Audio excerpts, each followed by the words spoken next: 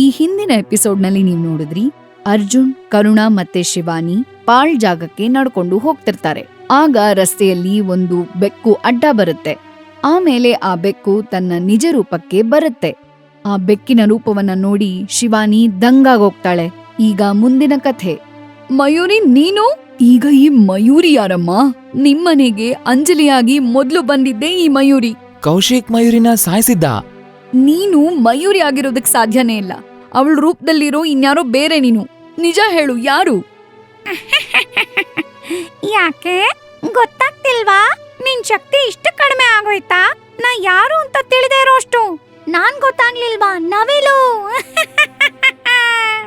ಹೀಗೆಲ್ಲ ಹೇಳಿ ಆ ಬೆಕ್ಕು ಮಾಯ ಆಗೋಗತ್ತೆ. ಶಿವಾನಿ ಮತ್ತೆ ಅರ್ಜುನ್ ಕರುಣಾಳ ಕೈಯನ್ನ ಹಿಡ್ಕೊಂಡು ಮುಂದುವರಿತಾರೆ. ಇದ್ದಕ್ಕಿದ್ದ ಹಾಗೆ ಬಾಣಗಳ ಸುರಿಮಳೆ ಶುರುವಾಗತ್ತೆ. ಆಗ ಅರ್ಜುನ್ ಮತ್ತೆ ಶಿವಾನಿ ಕರುಣಾಳಿಗೆ ಅಡ್ಡಲಾಗಿ ನಿಲ್ತಾರೆ. ಆಗ ಎಲ್ಲಾ ಬಾಣನೂ ಶಿವಾನಿ ಮತ್ತೆ ಅರ್ಜುನ್ಗೆ ತಗಲತ್ತೆ. ಶಿವಾನಿ, ಅರ್ಜುನ್, ನಿಮ್ಮಿಬ್ರಿಗೂ ಎಷ್ಟು ಗಾಯ ಆಗಿದೆ, ಎಷ್ಟೊಂದು ರಕ್ತ ಹೋಗ್ತಿದ್ಯಲ್ಲ. ಆಂಟಿ, ನೀವ್ ಹೆದರ್ಕೋಬೇಡಿ, ಏನೇ ಆದ್ರೂ ಒಳ್ಳೇದೇ ಆಗೋದು. ಈಗ ಅವನ ಅಂತ್ಯ ನಿಶ್ಚಿತ ಆಯ್ತು. ಶಿವಾನಿ, ನನ್ಗೆ ನನ್ ಶಕ್ತಿ ಯಾವಾಗ ಸಿಗುತ್ತೆ? ನನಗೆ ಗುರುದೇವ ಹೇಳಿದ್ರು, ಆ ಹಳೆ ದೇವಸ್ಥಾನದಲ್ಲಿ ನೀವು ಮಹಾದೇವನ ಪೂಜೆ ಮಾಡ್ಬೇಕು ಅಂತ. ಆಗ ನಿನ್ನ ಎಲ್ಲ ಶಕ್ತಿನೂ ನಿನಗ್ ಸಿಗತ್ತೆ ಅಂತ. ಸರಿ, ನಾನಿದನ್ನ ಇವತ್ತೇ ಮಾಡ್ತೀನಿ. ಶಿವಾನಿ, ಅರ್ಜುನ್ ಮತ್ತೆ ಕರುಣಾ 3 ಜನ ಆ ಪಾಳ ಜಾಗಕ್ಕೆ ಬರ್ತಾರೆ. ಅರ್ಜುನ್, ಅಲ್ಲಿ ಎದುರುಗಡೆ ಶಿವಲಿಂಗ ಇದೆಯಲ್ಲ, ಅಲ್ಲಿ ನೀ ಪೂಜೆ ಮಾಡು. ಅಷ್ಟ್ರೊಳಗೆ ನಾನು ಪೀಹು ಎಲ್ಲಿ ಅಂತ ಹುಡುಕ್ತೀನಿ. ಆಂಟಿ, ನೀವು ಅರ್ಜುನ್ ಜೊತೆನೆ ಕೂತಿರಿ. ಕರುಣಾ ಮತ್ತೆ ಅರ್ಜುನ್ ಮಹಾದೇವನ ಮುಂದೆ ಪೂಜೆ ಮಾಡೋದಕ್ಕೆ ಅಂತ ಕೂತಿರ್ತಾರೆ. ಶಿವಾನಿ ಆ ತಾಂತ್ರಿಕನ್ನ ರೇಗಿಸ್ತಾಳೆ.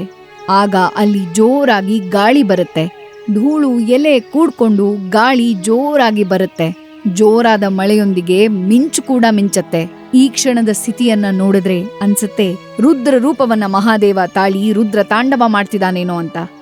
ದುಷ್ಟ ತಾಂತ್ರಿಕ, ಎಲ್ಲಿದ್ಯೋ ಆಚೆ ಬಾ. ನಾನಾಗೆ ನಿನ್ನ ವಿನಾಶಕ್ಕೋಸ್ಕರ ಬಂದಿದ್ದೀನಿ. ಶಿವಾನಿ ಪದೇ ಪದೇ ಕರೆದ್ರೂನು ಯಾವ ಪ್ರತಿಕ್ರಿಯೆನೂ ಇರೋದಿಲ್ಲ.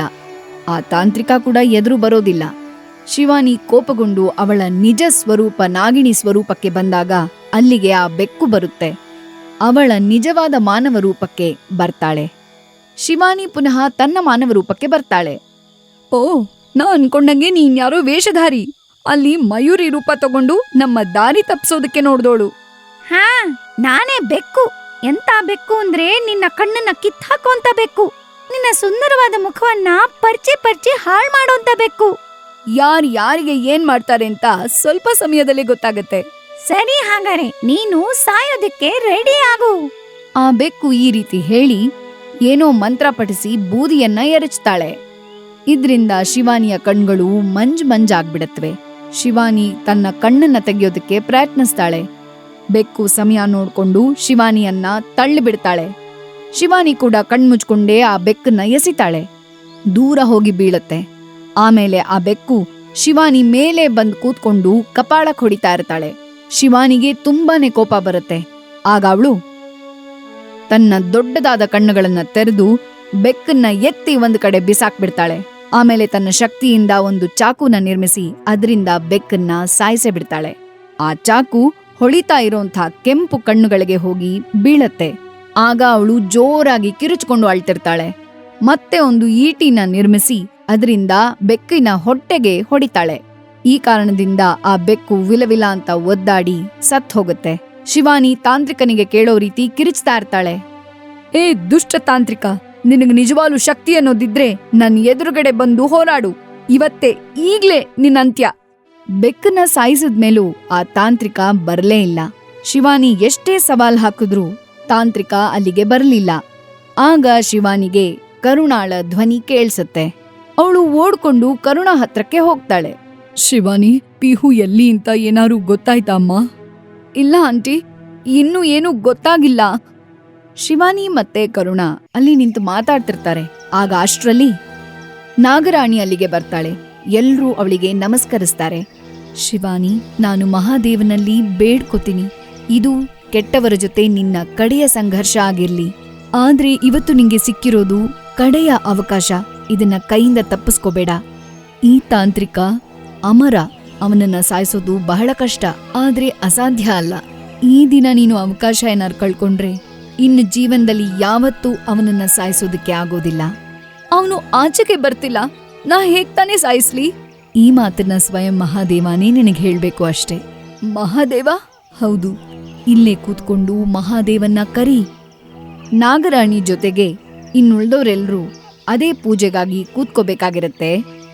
ಅಷ್ಟ್ರಲ್ಲಿ ಪೀಹು ಅಲ್ಲಿಗೆ ಓಡಿ ಬರ್ತಾಳೆ. ಅವಳು ಎಲ್ಲಿದ್ಲು ಅಂತ ಎಲ್ರೂ ಪೀಹುನ ಕೇಳ್ತಾರೆ. ಆದ್ರೆ ಪೀಹುಗೆ ಅದ್ರ ಬಗ್ಗೆ ಏನೂ ಹೇಳೋದಕ್ಕೆ ಗೊತ್ತಾಗೋದಿಲ್ಲ. ಪೀಹು ನಡವಳಿಕೆ ಹೇಗಿರುತ್ತೆ ಅಂದ್ರೆ ಏನೂ ಆಗೇ ಇಲ್ವೇನೋ ಅನ್ನೋ ರೀತಿ. ನೋಡು ಶಿವಾನಿ, ಪೀಹುನ ಅವನಾಗೆ ಆಚೆ ಕಳ್ಸಿದಾನೆ ಅಂದ್ರೆ ಇದರರ್ಥ ಅವನಿವತ್ತು ಆಚೆ ಬರೋದಿಲ್ಲ ಅಂತ. ಇದೇ ಅದ್ರ ಸಂಕೇತ. ಅವನು ಬಚ್ಚಿಟ್ಕೊಂಡು ಕೂತಿದ್ದಾನೆ. ಆದ್ರಿಂದ ನೀನೇ ಅಲ್ಲಿಗ್ ಹೋಗ್ಬೇಕಾಗತ್ತೆ. ಆದ್ರೆ ಹೇಗ್ ಸಾಯಿಸ್ಬೇಕು ಅನ್ನೋದ್ನ ಮಹಾದೇವನೇ ಹೇಳ್ಬೇಕು. ಎಲ್ರೂ ಪುನಃ ಮಂತ್ರವನ್ನ ಪಠಿಸೋಕೆ ಶುರು ಮಾಡ್ತಾರೆ. ಈ ಪೂಜೆ ಭಕ್ತಿಯಿಂದ ಪ್ರಸನ್ನನಾಗಿ ಮಹಾದೇವ ಪ್ರತ್ಯಕ್ಷ ಆಗ್ತಾನೆ.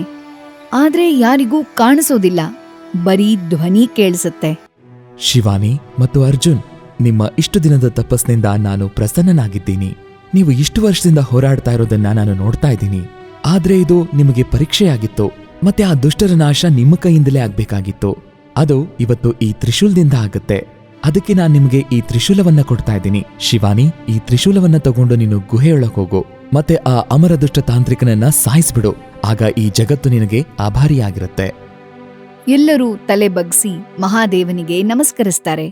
ಆಗ ಮಹಾದೇವ ಇನ್ನೊಂದು ವರದಾನ ನೀಡ್ತಾರೆ. ಶಿವಾನಿ ಮತ್ತು ಅರ್ಜುನ್, ನಿಮ್ಮಿಬ್ರಿಗೂ ಕೂಡ ಸಾಕಷ್ಟು ಶಕ್ತಿ ಇದೆ. ನೀವು ಮನಸ್ಸು ಮಾಡಿದ್ರೆ ನೀವು ನಾಗಲೋಕದಲ್ಲೂ ಇರಬಹುದು, ಅಥವಾ ನೀವು ಕರುಣಾ ಜೊತೆಗಿರೋದಕ್ಕೆ ಬಯಸಿದ್ರೆ ನೀವು ಇಲ್ಲೇ ಇದ್ದು ಸಾಧಾರಣವಾದ ಜೀವನ ನಡೆಸಬಹುದು. ಈ ಜನ್ಮದಲ್ಲಿ ಕರುಣಾ ನಿಮ್ಮ ತಾಯಿಯಾಗಿದ್ದಾಳೆ. ಅವಳ ಹೃದಯ ಕರುಣೆಯಿಂದ ತುಂಬಿದೆ. ನಾನು ಈ ಭೂಮಿ ಮೇಲೆ ಕರುಣಾ ಮತ್ತೆ ಅರ್ಜುನ್ನ ಜೊತೆನೇ ಇರೋಕಿಷ್ಟಪಡ್ತೀನಿ. ಮಹಾದೇವ ಇಷ್ಟನ್ನ ಹೇಳಿ ಅಲ್ಲಿಂದ ಹೊರಟು ಹೋಗ್ತಾನೆ. ಆಮೇಲೆ ಶಿವಾನಿ ಆ ತ್ರಿಶೂಲವನ್ನ ಎತ್ಕೊಂಡು ಗುಹೆಯೊಳಕ್ಕೆ ತಾಂತ್ರಿಕನಿಗಾಗಿ ಹುಡುಕ್ತಾ ಹೋಗ್ತಾಳೆ. ಆದ್ರೆ ತಾಂತ್ರಿಕ ಈ ರಾತ್ರಿ ಹೇಗಾದ್ರೂ ಕಳೆದು ಹೋಗ್ಲಿ ಅಂತ ಕಾಯ್ತಿರ್ತಾನೆ. ಇದೇ ಕಾರಣಕ್ಕಾಗಿ ಅವನು ಶಿವಾನಿ ಮೇಲೆ ಪ್ರಹಾರ ನಡೆಸೋದಿಲ್ಲ. ಸುಮ್ನೆ ಒಂದು ಕಡೆ ಬಚ್ಚಿಟ್ಕೊಂಡು ಕೂತಿರ್ತಾನೆ. ಅಂತೂ ಇಂತೂ ಶಿವಾನಿ ಅವನನ್ನ ಕಂಡ್ಹಿಡಿತಾಳೆ. ಅವನನ್ನ ಗುಹೆಯಿಂದ ಆಚೆಗೆ ಕರ್ಕೊಂಡ್ ಬರ್ತಾಳೆ. ಶಿವಾನಿ, ನಾನ್ ಹೇಳ್ತಾ ಇದ್ದೀನಿ, ಇವತ್ ನನ್ನಿಂದ ದೂರ ಹೋಗ್ಬಿಡು. ನಾಳೆ ನೀನ್ ಎಷ್ಟು ಜಗಳ ಆಡ್ಬೇಕೋ ಅಷ್ಟು ಜಗಳ ಆಡೋ. ಆದ್ರೆ ಈಗ ನನ್ನ ಹೋಗೋದಕ್ ಬಿಡು. ಖಂಡಿತ ಹೋಗಕ್ ಬಿಡ್ತೀನಿ, ಆದ್ರೆ ಗುಹೆಯೊಳಕ್ಕಲ್ಲ, ಸಾವಿನ ಬಾಯಿಗೆ. ಸರಿ, ಹಾಗಾದ್ರೆ ಬಾ, ನಾನು ಕೂಡ ನನ್ ಕೈ ಚಳಕನ ತೋರಿಸ್ತೀನಿ. ತಾಂತ್ರಿಕ್ ಅವನ ಶಕ್ತಿಯನ್ನ ಶಿವಾನಿ ಮೇಲೆ ಪ್ರಯೋಗ ಮಾಡೋದಕ್ಕೆ ಶುರು ಮಾಡ್ತಾನೆ. ಆದ್ರೆ ಶಿವಾನಿ ಮೇಲೆ ಇದು ಯಾವ ಪ್ರಭಾವನೂ ಬೀರೋದಿಲ್ಲ. ಆಮೇಲೆ ಶಿವಾನಿ ತಾಂತ್ರಿಕನನ್ನ ಎತ್ತಿ ಎತ್ತಿ ಕುಟ್ತಿರ್ತಾಳೆ. ಕೊನೆಯಲ್ಲಿ ತಾಂತ್ರಿಕ ನೆಲದ ಮೇಲೆ ಬಿದ್ದು ಹೋಗ್ತಾನೆ. ಶಿವಾನಿ ತನ್ನ ಒಂದು ಕಾಲನ್ನ ಆ ತಾಂತ್ರಿಕನ ಹೊಟ್ಟೆ ಮೇಲೆ ಇಡ್ತಾಳೆ. ಮಹಾದೇವನಿಂದ ಕೊಟ್ಟಲ್ಪಟ್ಟ ತ್ರಿಶೂಲದಿಂದ ತಾಂತ್ರಿಕನ ಎದೆಯನ್ನ ಸೀಳ್ತಾಳೆ. ಈ ಕಾರಣದಿಂದ ನೋವಿನಿಂದ ವಿಲ ವಿಲ ಅಂತ ಒದ್ದಾಡಿ ಸತ್ತು ಹೋಗ್ತಾನೆ. ಇದನ್ನ ನೋಡಿದ್ಮೇಲೆ ಭೂಲೋಕ, ಪಾತಾಳಲೋಕ, ಸ್ವರ್ಗಲೋಕ ಎಲ್ಲ ಕಡೆ ದೀಪ ಹಚ್ಕೊಳತ್ತೆ. ಎಲ್ಲ ಕಡೆ ಆನಂದ ತುಂಬತ್ತೆ. ಶಿವಾನಿ, ಅಂತೂ ಇಂತೂ ಈ ಪಾಪಿಯ ಅಂತ್ಯ ಆಯ್ತು. ಈಗ ನಾನು ನಾಗಲೋಕಕ್ಕೆ ತೆರಳ್ತೀನಿ. ನೀನು ನಿನ್ನ ಕುಟುಂಬದೊಂದಿಗೆ ಖುಷಿಯಾಗಿರು.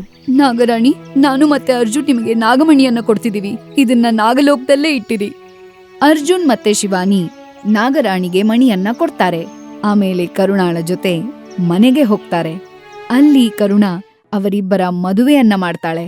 ಈಗ ಶಿವಾನಿ, ಅರ್ಜುನ್, ಪೀಹು ಮತ್ತೆ ಕರುಣಾ ಎಲ್ರೂ ಒಟ್ಟಾಗಿ ಸಂತೋಷದಿಂದ ಜೀವನ ನಡೆಸ್ತಿದ್ದಾರೆ.